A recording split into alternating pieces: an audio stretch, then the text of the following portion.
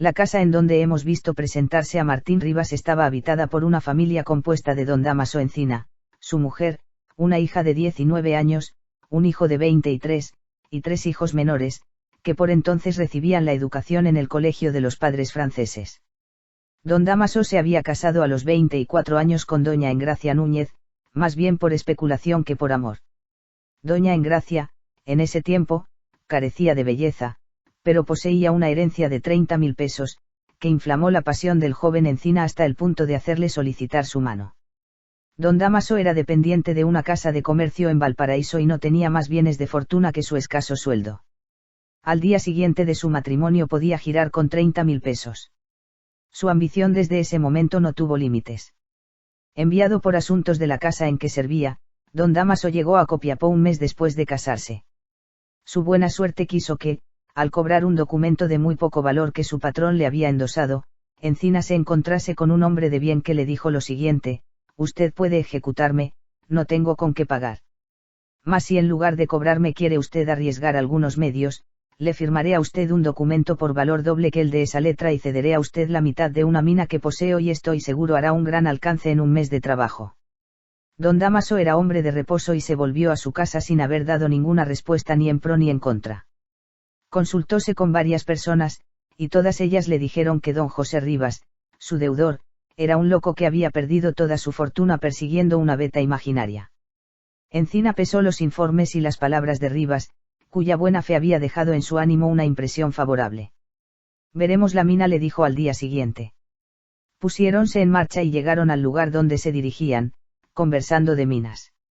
Don Dámaso Encina veía flotar ante sus ojos, durante aquella conversación, las vetas, los mantos, los farellones, los panizos, como otros tantos depósitos de inagotable riqueza, sin comprender la diferencia que existe en el significado de aquellas voces. Don José Rivas tenía toda la elocuencia del minero a quien acompaña la fe después de haber perdido su caudal, y a su voz veía Encina brillar la plata hasta en las piedras del camino. Mas, a pesar de esta preocupación, tuvo don Dámaso suficiente tiempo de arreglar en su imaginación la propuesta que debía hacer a Rivas en caso que la mina le agradase. Después de examinarla, y dejándose llevar de su inspiración, Encina comenzó su ataque. Yo no entiendo nada de esto, dijo, pero no me desagradan las minas en general. Cédame usted 12 barras y obtengo de mi patrón nuevos plazos para su deuda y quita de algunos intereses. Trabajaremos la mina a medias y haremos un contratito en el cual usted se obligue a pagarme el 1,5 por los capitales que yo invierta en la explotación y a preferirme por el tanto cuando usted quiera vender su parte o algunas barras. Don José se hallaba amenazado de ir a la cárcel, dejando en el más completo abandono su mujer y a su hijo Martín, de 1 año de edad. Antes de aceptar aquella propuesta, hizo sin embargo algunas objeciones inútiles, porque Encina se mantuvo en los términos de su proposición, y fue preciso firmar el contrato bajo las bases que éste había propuesto. Desde entonces don Dámaso se estableció en Copiapó como agente de la Casa de Comercio de Valparaíso en la que había servido, y administró por su cuenta algunos otros negocios que aumentaron su capital. Durante 1 año, la mina costeó sus gastos y don Dámaso compró poco a poco a Rivas toda su parte, quedando éste en calidad de administrador. 6 meses después de comprada la última barra sobrevino un gran alcance, y pocos años más tarde don Dámaso Encina compraba un valioso fondo de campo cerca de Santiago y la casa en que le hemos visto recibir al hijo del hombre a quien debía su riqueza. Gracias a esta, la familia de don Dámaso era considerada como una de las más aristocráticas de Santiago. Entre nosotros el dinero ha hecho desaparecer más preocupaciones de familia que en las viejas sociedades europeas. En estas hay lo que llaman aristocracia de dinero, que jamás alcanza con su poder y su fausto a hacer olvidar enteramente la oscuridad de la cuna, al paso que en Chile vemos que todo va cediendo su puesto a la riqueza, la que ha hecho palidecer con su brillo el orgulloso desdén con que antes eran tratados los advenedizos sociales. Dudamos mucho que este sea un paso dado hacia la democracia, porque los que cifran su vanidad en los favores ciegos de la fortuna, afectan ordinariamente una insolencia, con la que creen ocultar su nulidad, que les hace mirar con menosprecio a los que no pueden, como ellos, comprar la consideración con el lujo o con la fama de sus caudales. La familia de don Dámaso Encina era noble en Santiago por derecho pecuniario, y como tal, gozaba de los miramientos sociales por la causa que acabamos de apuntar. Se distinguía por el gusto hacia el lujo, que por entonces principiaba a apoderarse de nuestra sociedad, y aumentaba su prestigio con la solidez del crédito de don Dámaso, que tenía por principal negocio el de la usura en grande escala, tan común entre los capitales chilenos. Magnífico cuadro formaba aquel lujo a la belleza de Leonor, la hija predilecta de don Dámaso y de doña Engracia. Cualquiera que hubiese visto a aquella niña de 19 años en una pobre habitación, habría acusado de caprichosa a la suerte por no haber dado a tanta hermosura un marco correspondiente. Así es que al verla reclinada sobre un magnífico sofá forrado en brocatel celeste, al mirar reproducida su imagen en un lindo espejo al estilo de la Edad Media, y al observar su pie, de una pequeñez admirable, rozarse descuidado sobre una alfombra finísima, el mismo observador habría admirado la prodigalidad de la naturaleza en tan feliz acuerdo con los favores del destino. Leonor resplandecía rodeada de ese lujo como un brillante entre el oro y pedrerías de un rico aderezo.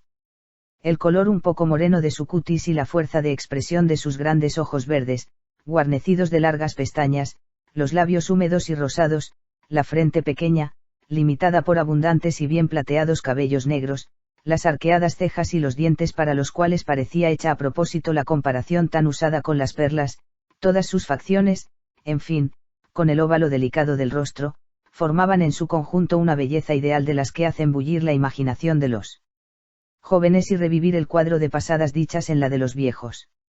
Don Dámaso y doña Engracia tenían por Leonor la predilección de casi todos los padres por el más hermoso de sus hijos.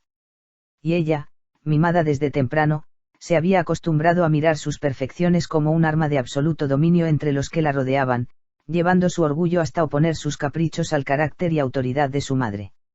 Doña Engracia, con efecto, nacida voluntariosa y dominante, enorgullecida en su matrimonio por los 30.000 pesos, origen de la riqueza de que ahora disfrutaba la familia, se había visto poco a poco caer bajo el ascendiente de su hija, hasta el punto de mirar con indiferencia al resto de su familia, y no salvar incólume de aquella silenciosa y prolongada lucha doméstica más que amor a los perritos falderos y su aversión hacia todo abrigo, hija de su temperamento sanguíneo. En la época en que principia esta historia, la familia Encina acababa de celebrar con un magnífico baile la llegada de Europa del joven Agustín, que había traído del viejo mundo gran acopio de ropa y alhajas, en cambio de los conocimientos que no se había cuidado de adquirir en su viaje. Su pelo rizado, la gracia de su persona y su perfecta elegancia, hacían olvidar lo vacío de su cabeza y los 30.000 pesos invertidos en hacer pasear la persona del joven Agustín por los enlosados de las principales ciudades europeas. Además de este joven y de Leonor, don Dámaso tenía otros hijos, de cuya descripción nos abstendremos por su poca importancia en esta historia. La llegada de Agustín y algunos buenos negocios habían predispuesto el ánimo de don Dámaso hacia la benevolencia con que le hemos visto acoger a Martín Rivas y hospedarle en casa. Estas circunstancias le habían hecho también olvidar su constante preocupación de la higiene, con la que pretendía conservar su salud, y entregarse con entera libertad de espíritu a las ideas de política que, bajo la forma de su vehemente deseo de ocupar un lugar en el Senado, inflamaban el patriotismo de este capitalista. Por esta razón había pedido los periódicos después de la benévola acogida que acaba de hacer al joven provinciano.